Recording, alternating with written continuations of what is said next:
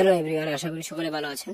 আমি Jeet next film lion সম্পর্কে কিছু তথ্য দিতে চেয়েছিলাম, তো নেন এখন আমি আপনাদেরকে তথ্য দিতে চলেছি। তথ্যটা হলো এই: রায়হান রাফির পরিচালনায় এবার থাকছে সুপারস্টার জিৎ।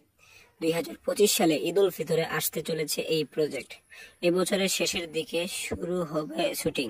শোনা যাচ্ছে যৌথভাবে ভারত বাংলাদেশ সম্মিলিতভাবে তৈরি হতে ছবিটি। জিৎ ছাড়াও এই ছবিতে থাকছে চঞ্চল চৌধুরী, এমনটা শোনা গিয়েছিল, কিন্তু চঞ্চল নয়, থাকছেন শরীফুল রাজ। সিনেমাটির অধিকাংশ শুটিং হবে সমুদ্রে। এই সিনেমার সুপারস্টার জিৎ ও শরীফুল রাজের দুজনেই নায়ক ভূমিকায় থাকবেন।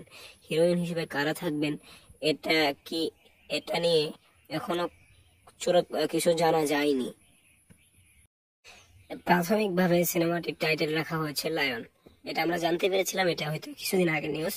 তো আমরা যতটুকু জানতে পেরেছি এটা 100 লায়নই থাকছে। মোট 3টি পার্টে তৈরি হবে, অর্থাৎ লায়ন 1, লায়ন 2, লায়ন 3, 3টি পার্টে শুটিং হবে।